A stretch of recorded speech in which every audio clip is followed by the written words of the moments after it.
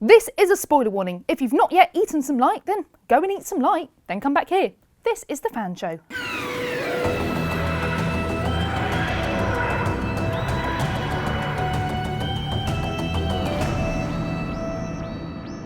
Joining us this week is a stage and screen actor whose credits include The White Princess, Shetland and something called Game of Thrones.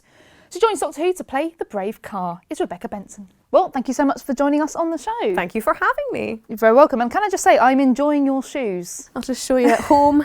I'm representing Scotland over here, so I felt it was appropriate for our episode that we're talking about. It's you have come dressed appropriately, as have I. Now, before I ask any questions, can I just say, I really want to give Kar a hug. Oh. I just think she's just like, oh, she goes through so much, and she's so brave, and I loved playing her. I think I'd like to give her a hug as well. Yeah. Well, speaking of Kar, I mean, she portrays, you portray so many emotions, like going through grief and anger and fear, and also trying to be brave on top of all of that.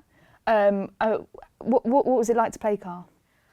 I was playing another part before I got the call for Doctor Who, and she was a girl that went through an awful lot of being bullied and stuff. So that when Kar came through, I was just thrilled to get to play a warrior, and I was so happy to get a sword and run around and scream and do all those really heroic stuff, you know, that you always really want to do when you want to become an actor. But the deeper stuff comes, I think, when I met Peter and Matt and doing the read-throughs and stuff with them, like on set together. You can't help but get washed away with it, and it starts to become really real. It started to feel really like it was really happening. And I felt very close to the boy that Daniel Kerr, that was playing my little brother as well. So I think it was easy for those protective energies to come up. And she's obviously got a job to do. She's in charge of children, and she's only the eldest kid, so she's aware that her strength is what they're going to get strength from, and that's so important for their survival. So it's survival of the fittest for Kar. She's not got a choice. Yeah, exactly. She's amazing, and you really feel that even when she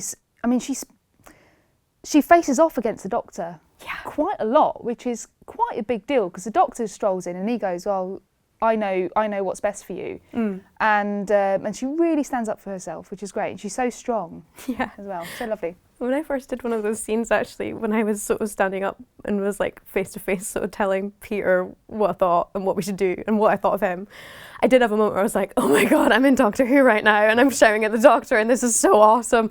It was brilliant fun. I can imagine. And how did you feel when you found out that you were going to be in an episode of Doctor Who?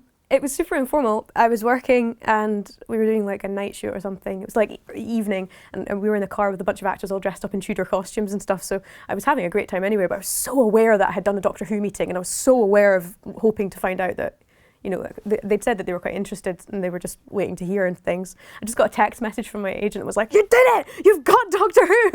And I squealed in the car. I was just so happy. But I kept it really quiet for a few days.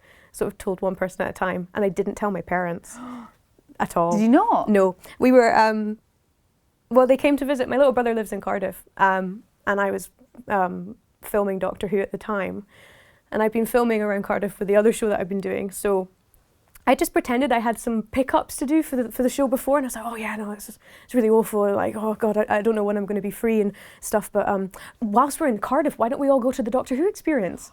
And we all went round to the Doctor Who experience, and my dad had been a couple of times before because he's quite a fan, and he was getting me to go get like some of the crystals. He knew where they were before. So I got a crystal from a Dalek, and yeah, they were pretty miffed when they eventually found out. So how did you break the news? I mean, I sort of didn't. Because I was half expecting you to say, yeah, I took my parents to the Doctor Who experience to announce that I'm in Doctor Who. So you've kept it quiet. Do they know now? Oh gosh, they know now. They're very excited about. They're really pleased about it. They've been asking for weeks about what day is it on and like when can they see it, and it's really cool. Amazing. And that accent is real. It's real. You're from Scotland. I'm from Scotland. Excellent. And so what was it like to be in a story set in Scotland by an incredible Scottish playwright, Rona Munro? As a student, I was aware of Rona's work and stuff, and I'd seen some of her plays and things. So when I was like when I came in for the audition, just the fact that Rona had written it made me feel quite like, I don't know, just really pleased to have been asked in. I was like, oh gosh, I know this writer, and it's set in my sort of territory, and it was just, yeah, I don't know what I would have done if I didn't get the job, to be honest. I would have been really gutted. Oh. So I was just, yeah, it was brilliant. Yeah, national pride and a bit of that, even though via Wales, let's be clear. It was not filmed in Scotland, it was filmed in Wales. But yeah, it looked like Scotland whilst we were there. It really did feel right. What was that shoot like? It was great fun. I have heard some others found it a lot more cold than I think I did. I was very lucky though, because Kar's costume was like leathers and furs, and I had lots of thermals underneath it. I felt really comfortable. That's good. I was going to ask you about the costume actually, because it's an incredible costume. Yeah, and I was wondering, it looked quite cold, and I did feel for Pearl Mackie and her little jumper. I thought, oh, put a coat on, love. Put a coat on. There's the scene when she's in the cave and she's speaking, and when I was doing some additional dialogue recording for it, so I saw some of that with Pearl, and my first instinct was there was so much coming out of her mouth, I thought she might be smoking, and I was like, was Bill smoking in the cave? Like, it was just, yeah, it was really cold for her. She had a hard time, I think. No. Yeah. On the bottom, it's a tunic of sort of felt that's been meshed together. It was super thick, and then they cut sort of key shapes in the bottom of it all the way around her knees. It had a couple more bits of leather, lots of leather packs on here and on my legs and around, and lots of places to hide weapons and stuff like that. So, and the shoes were great too, actually. The one thing I was a bit concerned about was what kind of shoes I'd have to run around in. So I got some really comfortable sort of leather gladiator ballet flats, I would describe them as. Yeah. Yeah. Oh, that's good. I often wonder with costumes and stuff, it would be great to speak to Hayley about this at some point, but with costuming historical characters, you have to be sort of accurate within reason, but also practical. Yeah. And I always wonder what kinds of shoes they give actors who are playing, people like Kar and stuff like that, because, she can't run around in like Doc Martens. No. Like, because you'd be like, oh, that's not historically accurate. So it's good that you've got some shoes that were she was really kind about making sure I had lots of choice, and I tried on a few before we decided the ones I really loved. So it's nice to have that control and that having an opinion about what kind of jewellery you think that they might have, and where something needs to be so that you can get it for a certain scene and stuff. She's great for that. Yeah. And the face paint's great. I'm hoping that will catch on at some point. Was any of it in the studio? Oh, loads actually. We spent whenever we're inside the cave, that's the studio day. So the day where we were doing sort of the last time we see Kar, that was the studio day. Lots of actually quite sweaty in there, to be honest. So the dead opposite. Totally. Yeah, in this huge costume, just working under big lights. And killing demons and holding up lollipops and all that stuff. So. Excellent. Speaking of killing demons, big CGI monster. Yeah. CGI meaning monster's not there, really. Ruined it. Sorry, guys. What was it like to act opposite an imaginary monster? Yeah. It was weird. The thing is, though, Peter was really good at sort of leading the action, because of he had a moment where he's bringing it in as well, which was helpful. But I'm not shy when I'm doing physical stuff. I really enjoy living in my head and pretending there is a monster there. So I basically just was like, no, come on, let's just attack the air. I'm gonna kill this thing. But that's what Kar would have done. So I guess that's good. Yeah. Yeah. I loved it. It's the first time I've ever done anything that was CGI before. Actually. Really? I've never had to pretend quite to that extent before, and have a green screen and all that kind of thing. It was just kind of cool that you're going, oh, I'm really in Doctor Who. This is really happening. There's a green screen. That's awesome. Did they have anything to guide the action, like something? Yes, they did. What did it was a very kind man with I'm not sure, I can't remember. Oh God, it was just somebody coming in and going. A person. Yes. So we had an eye line. That must be so bizarre. It was great. I would laugh getting myself into that mindset when I've got some guy just going. Arr. Oh, don't worry, we had a good laugh. I can imagine. You've got some amazing scenes with Peter. What was it like to work with him? He's really generous and kind, and he was very sweet. His wife had produced a couple of shows that I'd appeared on, so he already knew who it was. He was really sweet. He said, oh great, we're getting her, and she's a great wee actress. It was like, oh God, that's great, because I think he's fab as well. So it was mutual. He's really, really fun and kind, and gives you the time. And I think he really understands the importance of the guest stars on Doctor Who and what they bring, because what you've got the Doctor and his companions, and they're the people that are there every week with us. But the guest stars have a hard job because, you know, they're guesting, and it's important that we bring the story to the Doctor as well. So it's a really nice group of people to work with.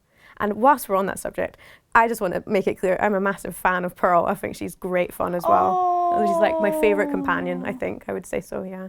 But that's because I'm biased, probably because I work with her. I would say that. Oh, she is great. I mean, we are 10 episodes in now. Yeah. And I think Pearl is such a fantastic actress. I think she has done such an amazing job as Bill. So we've got Romans in this episode. Did you do some research then beforehand? No, I didn't. I just thought, what would it be like to be 16 and have not your mum and dad there anymore, and have this really scary foreign entity army that's so well equipped? What's that like to deal with? You know, that's, for me, that was easy enough, sort of getting into that aspect. I felt that was more important than maybe sort of historical details and everything. For Kar, it's just a case of there's an enemy army that's attacking her home. So you've got the remaining soldiers, the Romans, the remaining Romans, who go, do you know what? Actually, we're going to put our differences aside and we're going to team up and we're going to, you know, fight the beastie in the I'd cave. go even further than that as well. I think it's important to remember that the Romans that we meet in this episode, they are young boys. Yes. They're scared. And they've seen stuff that they're very young to be coping with the stuff that they've seen there, and they're very, very far away from home. So I do feel for them. I think it's easier to empathise with that level, that youth of the Roman legion. I suppose you think, oh, they're massive and they're scary and they know what they're doing, and these boys are not actually all that they would appear to be. And they had that in common. The Pictish warriors and the Romans, they're all just kids. Yeah. At the end of the day, they're all just kids. Yeah. Oh, bless them. Oh. Now, Kar is an amazing, strong young lady, brave young lady. I think she's really inspirational. How important is it for you that shows like Doctor Who have positive female role models? So important.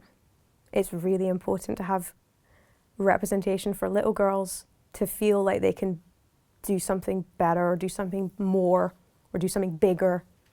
And I think it's important, actually. It's not just about having strong female role models. It's about having women who are real, that you can actually go, you know what, if I was in her shoes, I'd feel that way too. You don't always have to be strong to be a good role model.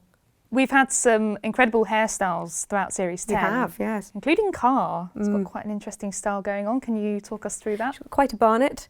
I liked it because it gave me a bit of height. That's what I was looking for, a little bit of extra room up there on the head. And there was like, they put wigs into it, and then because I've got kind of short hair, and it was shorter then as well, and then they plaited it down the back. I felt glamorous. I felt great. So it was all good for me. Although, yeah, well, I don't know what everybody else feels. It was amazing. Well, speaking of hair, it's that time of week again. Roll Sting. This is Top of the Locks, where we measure the ups and downs of hair in Who. So we've got episodes along the bottom and intensity along the side. So when you're ready. Yeah, I must admit, I know that there was time spent talking about the intensity of Peter's hair on this episode. So I feel that he is the most for this one. But then I feel that Matt had strong hat game. He did, didn't he? Yeah. He did. I think a hat counts. I think it does. As hair. It was bright. It was. I think it counts. Okay, it counts. I think it counts. So he's there. We will get people in the comments saying, "Oh God, it doesn't count. It's a hat." It counts to me. And then we've got Missy, and then we've got Pearl. Pearl had quite a different style. See, I felt she was slightly more reserved in past episodes that I've seen. And Missy does scare me. So I think Missy is actually above Bill this time round. I know. Oh my gosh. I didn't feel like when I've seen Top of the Locks that those were the choices I would be making today, but I'm going to go with them. Excellent. Thank you so much. And now over to Luke in the internet. So it seems Luke in the internet was cut from the show last week due to timing reasons, and a Mark somebody and a Matt something yakking on about Alpha Centauri. Rude. Well, a big thank you massively to all 6 people who asked where I was last week. Thanks, Mum. To business. Last time we spoke, there were monks around. Etobium sent us this triptych of posters for the trilogy. Tim painted this stunning caricature of the TARDIS trio in adventure mode, while Lynn drew this cute little Bill Potts. In accidental collaboration news, a wonderful new picture of Missy by Titan Comics' Rachel Stott was coloured by fan illustrator Joe B, proving that the master always dresses for the occasion. Meanwhile, in preparation for Empress of Mars, Jake got his Ice Warrior out of the freezer. Good work, Jake. Always make sure you thoroughly defrost your Martians before use. Oscar was scared by the Ice Warriors this week, but fortunately his mum Katie had this very sparkly cushion for him to peep around. We hereby name it the Cushion of Peladon. Thanks very much. The Mars Antics inspired Jimmy to create this funky collage effect poster, and SRB made this heroic piece. While Bethan must have gone through a lot of biros making this amazing picture of Araxa, signed by Millennium Effects designer and friend of the show, Gary Pollard. There's also been some lovely behind-the-scenes stuff online this week. Glenn Spears, who played Sergeant Major Peach, posted this picture of him on the TARDIS set, and also Danny Bang Hargreaves posted some nice atmospheric shots. Over on YouTube, colorization and compositing legend Babel Color has released an amazingly detailed what-if video showing some of the actors who could have taken to the TARDIS in the Almost Doctors. Peter Cushing in Evil of the Daleks, I am so here for that. And much excite, Rachel, director of season finales Talele, has tweeted this pitch from the edit of World Enough and Time, and can I just say, 10 out of 10 for the green screen work on Pearl's Throne. And finally, Toby sent us this picture from London Underground's Archway station. Whilst we don't condone graffiti, we do always suggest that you exterminate your rubbish. Well, that's it for this week. Thanks for sending us all your lovely stuff. If you've got some lovely stuff, tweet us at DWTheFanshow or email us dwthefanshow@bbc.com. Right, I'm off to watch Top Gear with some crows. Caw, caw. See? They love cars. See you next week. A massive thank you to Rebecca for joining us. What did you think of the Eaters of Light? Let us know in the comments below. Now, this is a spoiler warning, 1 week in advance. Do not watch our show until you've seen episode 11. And I mean it, I really mean it. It is a big one, and you know how episode 11s are in Doctor Who. Now, are you excited? I can't breathe. You can't breathe? I am hyperventilating about episode 11. And to see a preview of episode 11, you can click here. And to subscribe to the official Doctor Who YouTube channel, you can click here. We'll see you next week. Bye!